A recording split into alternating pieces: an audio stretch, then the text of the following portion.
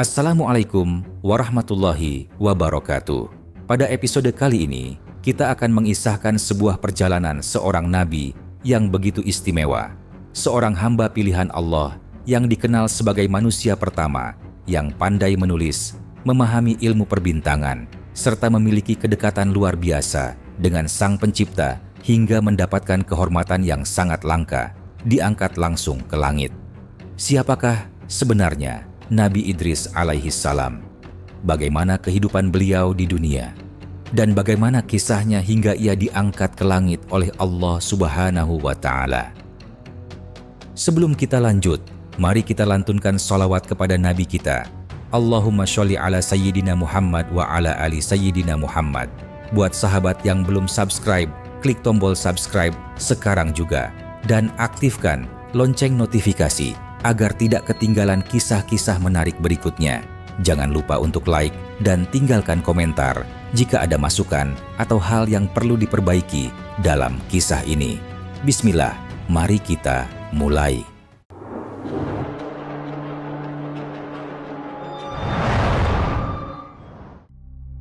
Sebagaimana kita sudah maklumi, manusia dimulai dengan penciptaan Nabi Adam alaihi salam yang awalnya tinggal di surga bersama Hawa.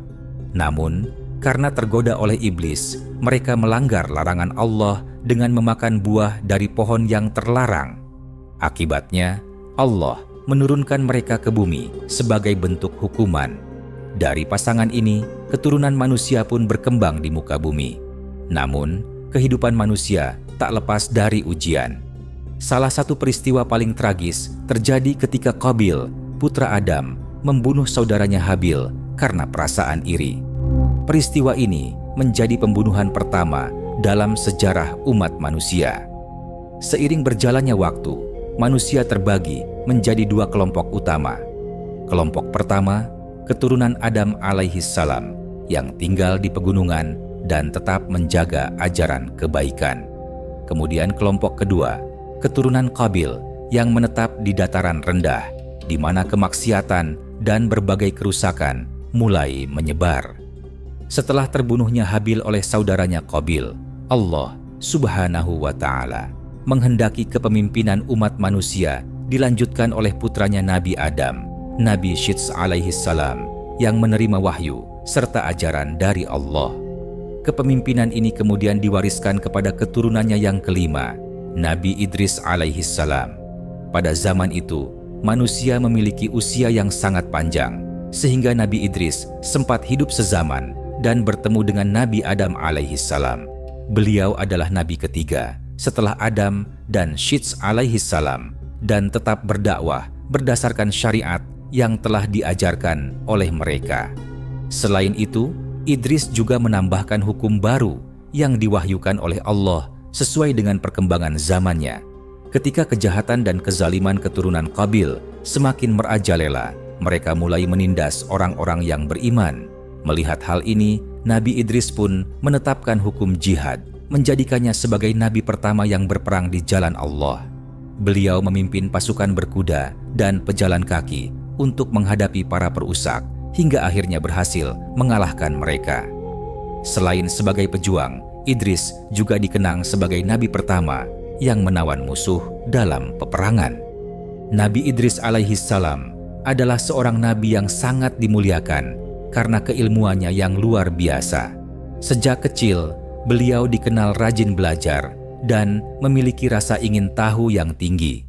Berkat kecerdasannya, Allah menganugerahinya banyak keahlian dan ilmu pengetahuan.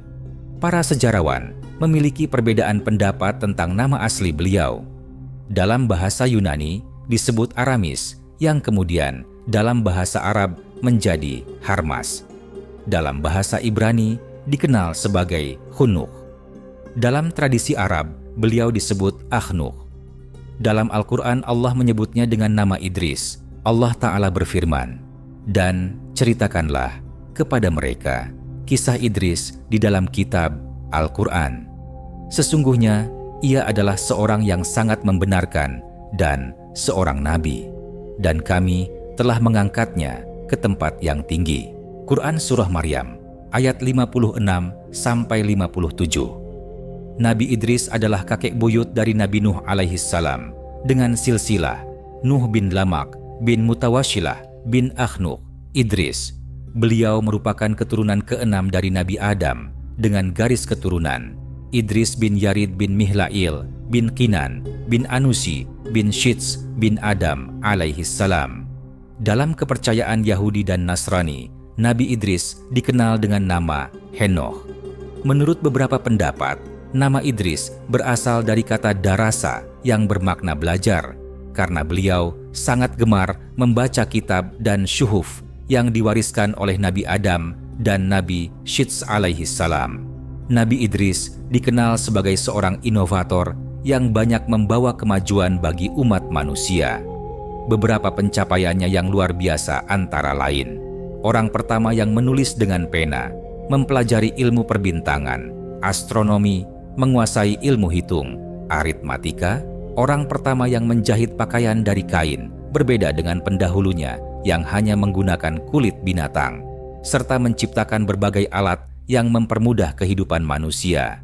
Ibnu Hibban meriwayatkan dalam kitabnya dari Abu Dzar radhiyallahu anhu bahwa Rasulullah shallallahu alaihi wasallam bersabda, "Wahai Abu Dzar, ada 4 nabi yang berasal dari bangsa Suryani, yaitu Adam, Shits, Akhnuk, Idris, dan Nuh." Akhnuk adalah Idris. Dia adalah orang pertama yang menulis dengan pena. Dengan ilmu dan kebijaksanaannya, Nabi Idris alaihissalam membuka jalan bagi peradaban manusia untuk berkembang lebih maju. Tidak heran jika Allah mengangkatnya ke tempat yang tinggi, sebagaimana disebutkan dalam Al-Quran. Karena sifat-sifat dan akhlaknya yang terpuji, kami muliakan dia, dan kami telah mengangkatnya ke martabat yang tinggi, sehingga kelak kami tempatkan dia di surga. Quran Surah Maryam ayat 57. Nabi Idris alaihissalam hidup selama 800 tahun di bumi sebelum Allah mengangkatnya ke langit keempat.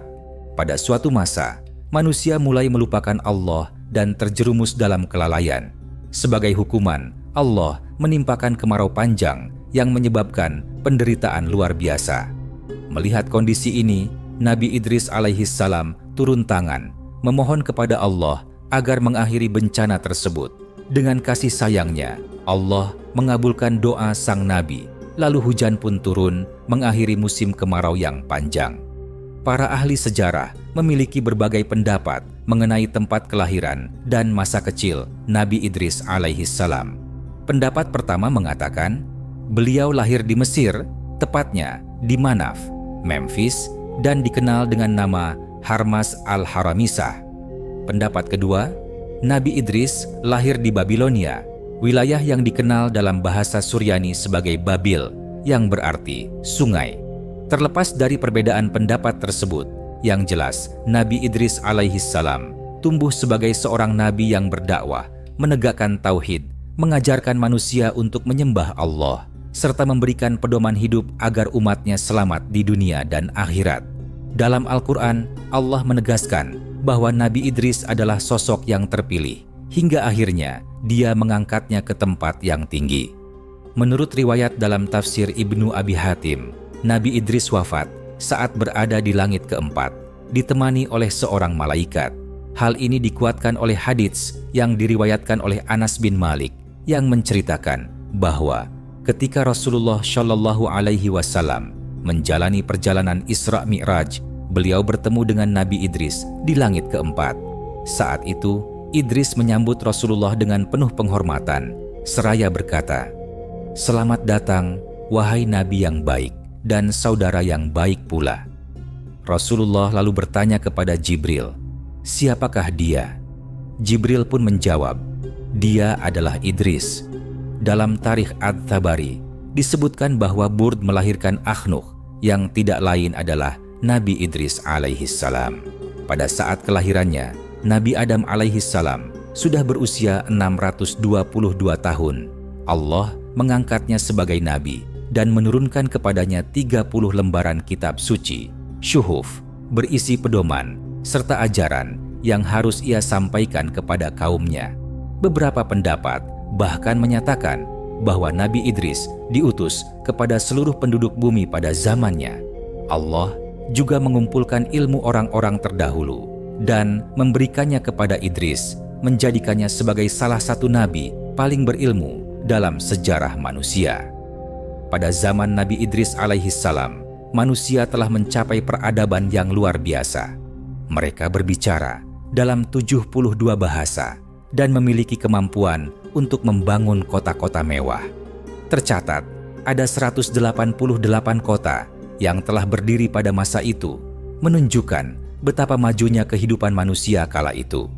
Bumi saat itu terbagi menjadi 4 wilayah utama, masing-masing dipimpin oleh seorang raja. Nama-nama para raja tersebut adalah Elaus, Zeus, Asclepios, dan Zous Amon. Sebagai nabi yang diutus Allah, Nabi Idris alaihissalam mewarisi ilmu dari Nabi Syits bin Adam alaihissalam, menjadikannya seorang nabi yang memiliki pengetahuan luas dan wawasan mendalam dalam berbagai bidang kehidupan. Allah mengangkat Nabi Idris alaihissalam sebagai nabi ketika usianya mencapai 82 tahun. Sejak saat itu, beliau mulai menyeru manusia untuk berpegang teguh pada syariat Nabi Adam dan Nabi Syits alaihissalam, serta meninggalkan segala bentuk kejahatan dan kemaksiatan. Namun, hanya sedikit yang menerima seruannya, sementara sebagian besar tetap menolak dan menentang ajaran yang dibawanya. Melihat banyaknya perlawanan terhadap dakwahnya, Nabi Idris memutuskan untuk berhijrah ke tempat yang lebih ramai penduduknya dan lebih terbuka terhadap ajaran Allah, yaitu Mesir. Beliau kemudian memerintahkan para pengikutnya untuk meninggalkan Babylon. Para pengikutnya pun bertanya, "Jika kita berpindah, tempat manakah yang sebanding dengan negeri kita ini?" Nabi Idris menjawab dengan penuh keyakinan, "Jika kita berhijrah karena Allah, maka Dia akan memberikan rezeki yang serupa dengan tempat yang kita tinggalkan." Akhirnya, mereka berangkat menuju Mesir. Ketika tiba dan melihat sungai Nil, Nabi Idris pun berhenti, lalu bertasbih dan memuji kebesaran Allah. Di tanah yang baru ini, beliau kembali berdakwah dengan penuh semangat, menyeru manusia agar mengikuti jalan kebenaran dan menaati perintah Allah. Nabi Idris dikenal sebagai sosok yang sangat berhati-hati dalam berbicara, pendiam, berwibawa, serta bijaksana dalam berbicara. Kata-katanya selalu syarat dengan hikmah dan nasihat yang dalam. Beberapa pesan beliau yang terkenal di antaranya, "Janganlah kalian dengki terhadap orang lain yang mendapatkan kemakmuran, sebab kenikmatan yang mereka rasakan itu sedikit saja. Cinta dunia dan cinta akhirat tidak akan pernah bersatu dalam satu hati selamanya." Di Mesir, Nabi Idris dan para pengikutnya terus menyerukan ketaatan kepada Allah dengan mengajarkan berbagai bentuk ibadah, antara lain sholat dengan penjelasan mengenai tata caranya, puasa pada hari-hari tertentu setiap bulan, zakat sebagai bentuk kepedulian terhadap orang-orang yang lemah, jihad untuk mempertahankan agama dari kezaliman. Beliau juga menanamkan nilai keadilan, mengajarkan manusia untuk tidak terlalu mengejar dunia, serta menekankan pentingnya amal saleh sebagai bekal menuju kehidupan akhirat. Di antara keistimewaan yang dimiliki oleh Nabi Idris adalah pada cincinnya tertulis, "Iman kepada Allah adalah kunci keberhasilan." Pada bajunya saat beribadah tertulis, "Orang yang berbahagia adalah yang melihat amal baiknya sendiri dan mendapat syafaat di sisi Tuhannya." Nabi Idris juga memiliki keistimewaan karena sempat hidup sezaman dengan Nabi Adam alaihissalam selama 380 tahun, menyerap banyak ilmu dari para pendahulunya dan meneruskan ajaran Nabi Syits alaihissalam kepada umat manusia.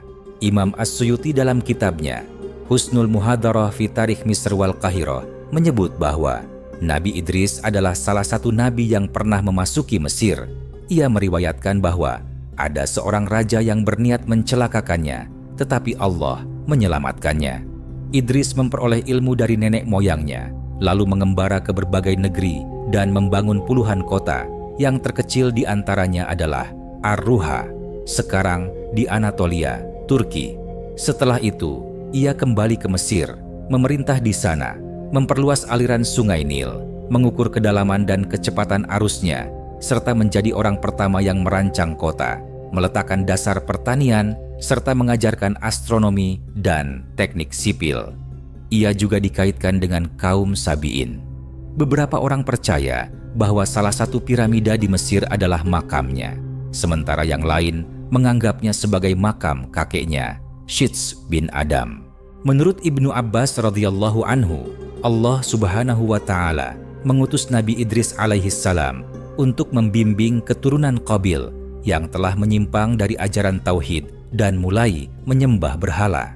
Mereka memiliki 5 berhala utama yang dipuja, yaitu Wud, Siwa, Yaguts, Ya'uq, dan Nasr yang kemudian disebut dalam Al-Quran. Pada awalnya, masyarakat masih berpegang teguh pada ajaran tauhid dan tidak menyekutukan Allah. Namun, iblis datang dalam wujud manusia dan menipu mereka dengan menyuruh mereka membuat patung dan gambar orang-orang saleh sebagai bentuk penghormatan. Seiring berjalannya waktu dan semakin bertambahnya kebodohan di tengah manusia, iblis kembali muncul dan membisikkan kepada mereka bahwa patung-patung itu layak disembah sebagai perantara kepada Allah. Akhirnya, orang-orang pun menyembah patung-patung tersebut dan jatuh ke dalam kesyirikan. Allah berfirman tentang mereka, dan mereka berkata, "Jangan sekali-kali kamu meninggalkan penyembahan Tuhan-Tuhanmu, dan jangan pula meninggalkan Wad, Suwa, Yaguts, Ya'uq, dan Nasr." Quran Surah Nuh ayat 23. Sebelum manusia tersesat, Nabi Idris alaihissalam dan para pengikutnya hidup dalam keimanan. Beliau mengajak kaumnya untuk mengikuti syariat Allah, menjalankan kewajiban, dan menjauhi hal-hal yang haram. Namun, sebagian orang menolak ajarannya. Karena itulah, beliau memutuskan untuk hijrah. Nabi Idris berusaha mengembalikan mereka kepada jalan yang benar, menyeru mereka untuk hanya menyembah Allah Subhanahu wa Ta'ala. Namun, banyak dari mereka tetap dalam kesesatan, menolak dakwahnya, dan terus berpegang teguh pada penyembahan berhala. Di luar aktivitas dakwahnya, Nabi Idris memiliki kebiasaan yang sangat unik. Ia adalah seorang penjahit. Namun, bukan sekadar menjahit. Setiap kali jarumnya menusuk kain, beliau selalu bertasbih kepada Allah Subhanahu wa Ta'ala. Jika ia sampai lupa bertasbih, jahitan yang sudah dibuatnya akan dibongkar dan diulang kembali. Nabi Idris juga dikenal sebagai seorang yang mandiri, hanya makan dari hasil usahanya sendiri. Ia mencari nafkah dengan menjahit pakaian orang lain, menerima upah dari hasil kerjanya. Sebelum zamannya, manusia hanya mengenakan kain tanpa jahitan. Setelah Nabi Idris memperkenalkan teknik menjahit, masyarakat mulai mengadopsi cara tersebut dan mengenakan pakaian yang dijahit. Allah Subhanahu wa Ta'ala menurunkan 30 suhuf, lembaran wahyu, kepada Nabi Idris yang ia baca tanpa lelah, siang dan malam. Para malaikat pun kagum akan ibadahnya, yang dalam sehari setara dengan ibadah seluruh manusia. Karena ketekunan dan kedekatannya dengan Allah, iblis merasa iri dan berusaha menyesatkannya. Namun, Nabi Idris memiliki keimanan yang kokoh, membuat iblis tidak menemukan celah sedikit pun untuk menyesatkannya. Diriwayatkan bahwa suatu hari, malaikat maut meminta izin kepada Allah untuk berziarah menemui Nabi Idris. Setelah diizinkan, ia datang dalam rupa seorang manusia. Saat bertemu, Nabi Idris bertanya, "Siapa engkau?" Malaikat itu menjawab, "Aku adalah malaikat maut. Aku telah meminta izin kepada Tuhanku untuk berziarah kepadamu. Izinkan aku menemui engkau." Nabi Idris lalu berkata, "Aku memiliki satu permintaan kepadamu." "Apa permintaanmu?" tanya malaikat maut. Nabi Idris menjawab, "Cabutlah nyawaku saat ini juga." Malaikat maut terkejut dan menjawab, "Tuhanku belum mengizinkanku untuk melakukannya." Namun, pada saat itu, Allah Subhanahu wa Ta'ala mewahyukan, "Aku mengetahui isi hati hambaku, maka cabutlah ruhnya." Begitu mendapat izin, malaikat maut pun segera mencabut nyawa Nabi Idris. Namun, atas kehendak Allah, beliau dihidupkan kembali saat itu juga. Setelah kembali hidup, Nabi Idris berkata, "Aku masih memiliki satu permintaan lagi." "Apa permintaanmu?" tanya malaikat maut. Nabi Idris menjawab, "Bawalah aku ke neraka jahanam agar aku bisa melihatnya dan menyaksikan kengeriannya." Atas izin Allah Subhanahu wa Ta'ala, malaikat maut membawa Nabi Idris alaihissalam dalam sebuah perjalanan luar biasa. Mereka tiba di hadapan malaikat penjaga neraka yang kemudian menerima perintah dari Allah, "Letakkanlah hambaku di pinggir jahanam agar dia bisa melihat apa yang ada di dalamnya." Saat berada di ambang neraka, Nabi Idris menyaksikan sendiri kedahsyatan dan kengerian yang luar biasa. Panas yang menyala-nyala, jeritan penduduk neraka, dan siksaan yang tak terbayangkan membuatnya jatuh pingsan. Melihat itu, malaikat maut segera membawanya kembali ke tempat asalnya. Pengalaman melihat jahanam mengubah hidup Nabi Idris selamanya.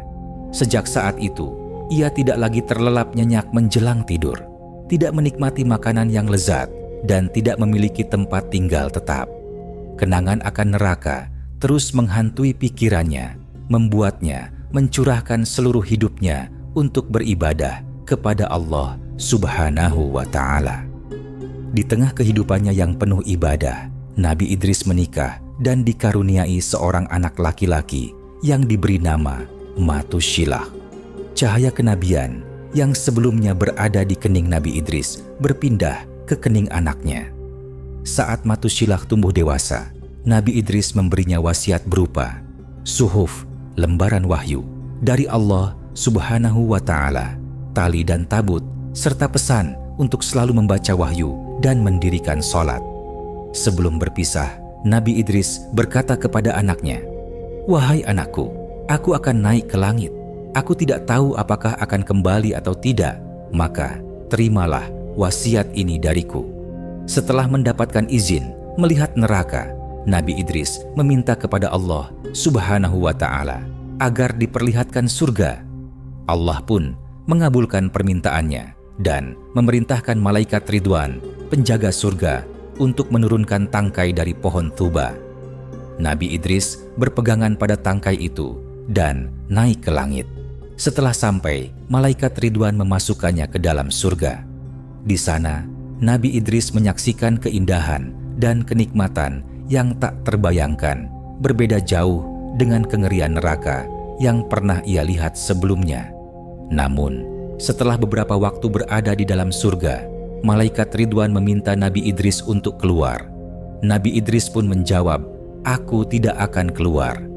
Allah telah berfirman, tiap-tiap yang berjiwa akan merasakan mati." Quran Surah Ali Imran ayat 185. "Dan aku telah merasakannya," kata Nabi Idris, "dan tidak ada seorang pun darimu melainkan mendatangi neraka itu." Quran Surah Maryam ayat 71. "Dan aku telah mendatanginya, dan mereka sekali-kali tidak akan dikeluarkan dari surga." Quran Surah Al-Hijr ayat 48. "Maka aku tidak akan keluar dari surga." Allah Subhanahu wa Ta'ala kemudian mewahyukan kepada malaikat Ridwan, "Katakanlah kepada hambaku Idris, hendaklah dia jangan keluar dari surga untuk selama-lamanya." Menurut Wahab bin Munabbih, Nabi Idris naik ke langit pada usia 365 tahun. Sementara Ibnu Al-Jauzi menyebutkan bahwa Nabi Idris dan Nabi Isa alaihissalam hidup di langit. Terkadang Nabi Idris berada di langit keempat untuk beribadah, dan terkadang ia menikmati keindahan surga yang abadi, sebagaimana firman Allah dalam Quran Surah Maryam ayat 56 sampai 57. "Dan ceritakanlah, wahai Muhammad, kisah Idris dalam Al-Quran. Sesungguhnya dia adalah seorang yang sangat membenarkan dan seorang nabi, dan kami mengangkatnya ke martabat yang tinggi." Setelah Nabi Idris alaihissalam diangkat ke langit, kepemimpinan umat manusia dilanjutkan oleh anaknya, Matushilah. Ia dikenal sebagai sosok yang adil dan bijaksana, memutuskan perkara di antara manusia dengan kebenaran. Ketika Matushilah wafat, tabut dan suhuf, lembaran wahyu, diwariskan kepada putranya, Lamik. Lamik dikenal sebagai lelaki yang memiliki kekuatan luar biasa. Dalam sebuah riwayat, disebutkan bahwa ia mampu mengangkat dan membalikan batu besar, bahkan mencopotnya dari gunung dengan mudah. Suatu hari, ketika sedang berada di lapangan, ia melihat seorang wanita cantik yang sedang menggembalakan domba-dombanya. Wanita itu menarik perhatiannya dan ia pun mendekatinya. "Siapa namamu?" tanya Lamik. Wanita itu menjawab, "Aku adalah Fainusah binti Iklil, keturunan Qabil bin Adam." Lamik melanjutkan pertanyaannya, "Apakah engkau sudah bersuami?" "Tidak," jawab Fainusah. Mendengar itu, Lamik berkata, "Engkau masih terlalu muda. Seandainya engkau telah balik, tentu aku akan menikahimu." Pada masa itu, seseorang dianggap balik ketika berusia 200 tahun. Namun, Fainusah tersenyum dan berkata, "Sesungguhnya aku sudah berumur 220 tahun. Jika kau menginginkanku, pergilah kepada ayahku dan pinanglah aku." Lamik segera menemui ayah Fainusah untuk meminangnya. Akhirnya mereka menikah dan dari pernikahan itu lahirlah seorang anak laki-laki yang kemudian diberi nama Yashikur. Dalam riwayat lain, ia dikenal sebagai Abdul Ghaffar, yang kelak kita kenal sebagai Nabi Nuh alaihi salam. Menurut Wahab bin Munabbih, Fainusah melahirkan Nabi Nuh di dalam sebuah gua. Hal ini dilakukan karena pada masa itu, seorang raja yang kejam sering menawan wanita dan membunuh anak-anak kecil. Untuk melindungi bayinya, Fainusah meninggalkannya di gua dengan penuh kecemasan. Namun, di luar dugaan, bayi itu berbicara, "Wahai ibu, jangan khawatirkan aku. Zat yang menciptakanku akan menjagaku." Mendengar suara penuh ketenangan itu, Fainusah pergi dengan hati yang lebih damai. Nabi Nuh tetap berada di gua selama 40 hari, hingga raja kejam itu meninggal dunia. Setelah itu, beberapa malaikat datang dan membawa Nabi Nuh ke pangkuan ibunya. Saat itu, cahaya kenabian yang sebelumnya berada di kening ayahnya, Lamik, berpindah ke keningnya. Masa muda Nabi Nuh, seiring bertambahnya usia, Nabi Nuh tumbuh menjadi pemuda yang cerdas dan pekerja keras. Ia memilih untuk belajar pertukangan kayu, sebuah keterampilan yang ia tekuni dengan sempurna. Selain itu, ia juga bekerja menggembalakan kambing milik kaumnya dengan upah, sebagai bagian dari kehidupannya sebelum diangkat menjadi rasul. Hingga akhirnya Lamik meninggal dunia, dan sebelum wafat ia menyerahkan kepemimpinan kepada Nabi Nuh. Ia juga mewariskan suhuf, tabut, dan tali yang berasal dari ajaran para nabi sebelumnya. Dengan tanggung jawab besar di pundaknya, Nabi Nuh bersiap untuk menjalankan tugas kenabiannya, menyeru umat manusia kepada jalan tauhid dan kebenaran. Wallahu alam bisyawab.